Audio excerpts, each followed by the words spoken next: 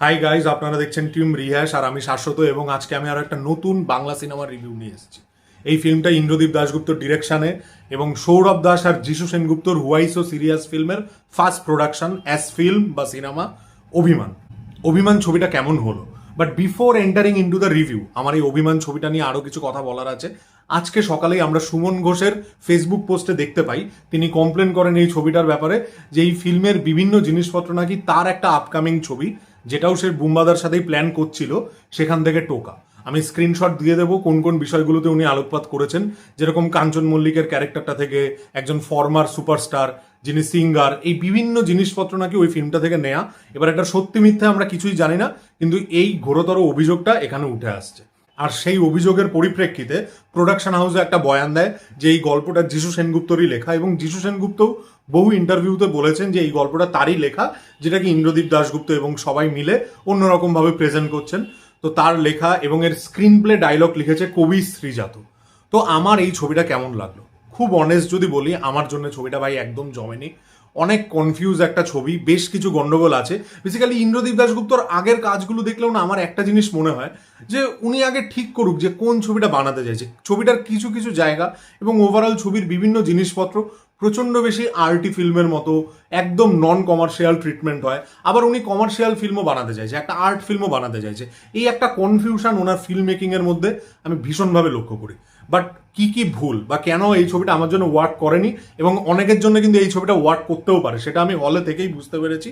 তো ফার্স্টে যদি এই ফিল্মটার গল্প নিয়ে কথা বলি, এই ফিল্মটার গল্পটার মধ্যে আমি কিছুটা আবহমানের টাচ দেখতে পেয়েছি, যে বাবা আর ছেলের সাথে একই মেয়েকে জড়ানো হচ্ছে, এই একটা ব্যাপার।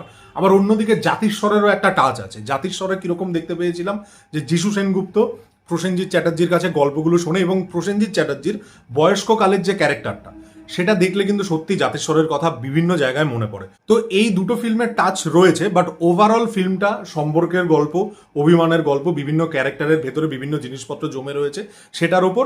আর ব্রডলি বলতে গেলে বাংলার যে ডাইমেনশিয়া ইউনিভার্স চলছে বা ডিমেনশিয়া ইউনিভার্স চলছে, যে সবাই বয়স্ককালে কিছু না কিছু ভুলে যাচ্ছে, এই থেকে আড়ি হয়েছে, বেলা শুরু হয়েছে, এবং হিন্দিতেও সাইয়ারা হচ্ছে, ম্যা ওয়াপাস আউঙ্গা হচ্ছে, এখানেও ডিমেনশিয়ার একটা অ্যাঙ্গেল রয়েছে বা ডিমেনশিয়া ইউনিভার্সেরই পার্ট। তো এইটা ছিল গল্প, কিন্তু গল্পটার মধ্যে না বিভিন্ন জায়গায় বিভিন্ন রকম গন্ডগোল রয়েছে। এবার একটা গন্ডগোল যদি বলি, এখানে শ্রীজাত স্ক্রিন প্লে এবং সংলাপ লিখেছে। এই স্ক্রিন প্লে এবং সংলাপের মধ্যে না একটা ফালতু খুব অযাচিত আতলামি আছে।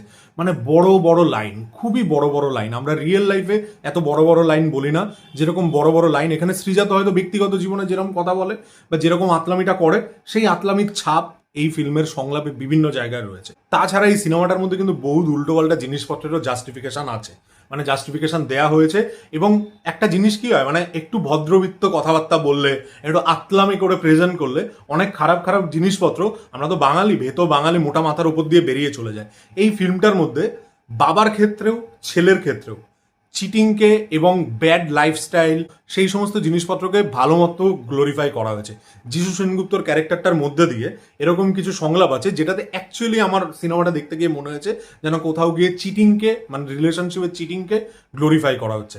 আবার প্রসেনজিৎ চ্যাটার্জির বৈবাহিক জীবনটা যেরকম করে সে কাটাচ্ছে, সেটা একটা খুব ইররেসপন্সিবল ফালতু লাইফস্টাইল, আর সেটার এফেক্ট তার সন্তান, তার স্ত্রী, সবার উপর পড়বে, কিন্তু সেটাকেও বড় ক্ষমার দৃষ্টিতে দেখা হচ্ছে। ছবিটার রাইটিং এর মধ্যে না আরো অনেকগুলো গন্ডগোল রয়েছে। মানে ফিল্মটার শেষটা খুব ভালো, ছবিটার শেষটা খুবই ইমোশনাল, যে কেউ দেখলে ইমোশনাল হবে, এবং ক্যারেক্টারগুলো যেভাবে মুক্তি ঘটে সেটা দেখতে ভালো লাগে। প্রতিটা ক্যারেক্টারের শেষটা যে আর্কটা তৈরি করছে, যে ইমোশনাল যে মুক্তিটা, রেজলিউশনটা তৈরি হচ্ছে, সেটার জন্য তো আগে অনেকগুলো ঘটনাকে কোলাজে সাজাতে হয়। ঠিক ওই জায়গাটাতেই গন্ডগোল হয়েছে। মানে এখানে যিশু এবং প্রসেনজিতের বাবা ছেলের সম্পর্ক, সেখানে প্রসেনজিৎ বিবাহিত কালীন যে সমস্ত ঝামেলা পাকিয়েছে, আগেই বললাম, সেগুলোতে খুব পেলবো ক্ষমার দৃষ্টিতে দেখা হয়েছে।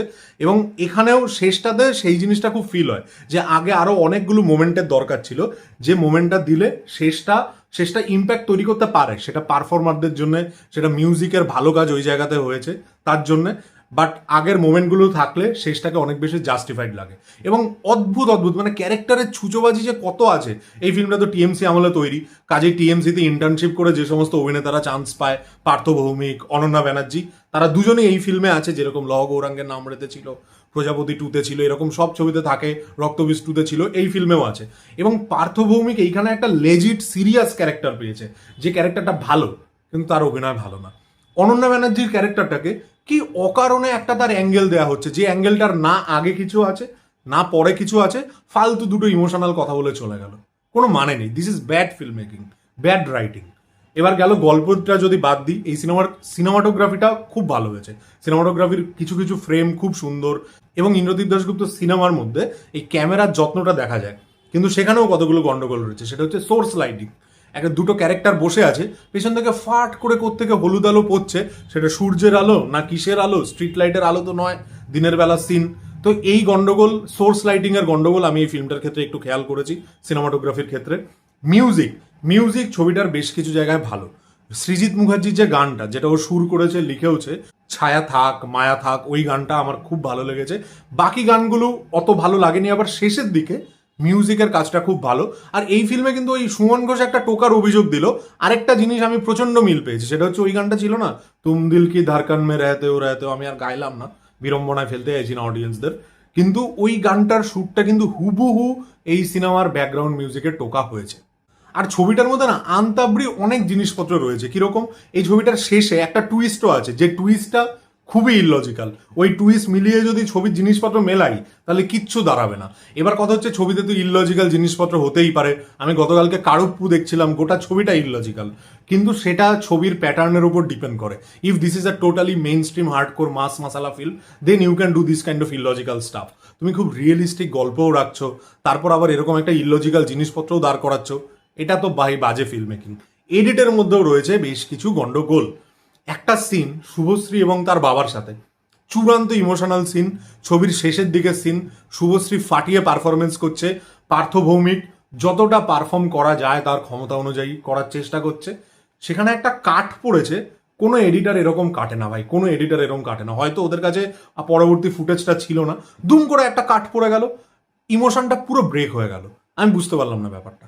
এইগুলো গেল খারাপ পয়েন্ট, যে কারণে আমার ছবিটা ভালো লাগেনি। বাট যে কারণে লোকের ছবিটা ভালো লাগতে পারে, প্রথমত ইমোশনাল, লাস্টের জায়গাটা খুবই খুবই ইমোশনাল, মন ভারী হয়ে যাবে অনেক লোকের, সেই জায়গাটা খুব ভালো। দ্বিতীয়ত, যিশু সেনগুপ্ত কিন্তু এই গল্পটাকে ভেতর থেকে ফিল করেছে। এইখানে অনেকগুলো সংলাপের মধ্যে যিশু সেনগুপ্তর ব্যক্তিগত কথাবার্তা উঠে এসছে, সেগুলোতে আমি যাব না, কিন্তু যিশু সেনগুপ্তর অভিনয় আমার লেজিট ভালো লেগেছে। শুভশ্রীর অভিনয় প্রথম দিকে খুব একটা ভালো লাগছিল না, কিন্তু ছবিটা যত এগোতে থাকে শুভশ্রীর অভিনয়টা পুরো হুইস্কির নেশার মতো চড়তে থাকে, খুবই ভালো পরের দিকে অভিনয়টা। প্রসেনজিৎ চ্যাটার্জির এরকম অভিনয় আপনারা জাতেশ্বরেও দেখেছেন। আমার প্রসেনজিৎ চ্যাটার্জির অভিনয়টা খুব একটা ভালো লাগেনি, প্রসেনজিৎ চ্যাটার্জির ক্যারেক্টারটাও আমার খুবই ঝাঁটের লেগেছে। বাট এদের অভিনয় ভালো, মিউজিক কিছু কিছু জায়গায় ভালো, সিনেমাটোগ্রাফি ইললজিক্যাল কিন্তু ভালো, এবং শেষটা খুব ভালো। এর জন্য যাদের ভালো লাগবে, এইগুলো কারণেই ভালো লাগবে, কিন্তু আমার কি কি কারণে ভালো লাগেনি সেগুলো আমি বললাম। এই ছিল আমার ওভারঅল অভিমানের উপর রিভিউ।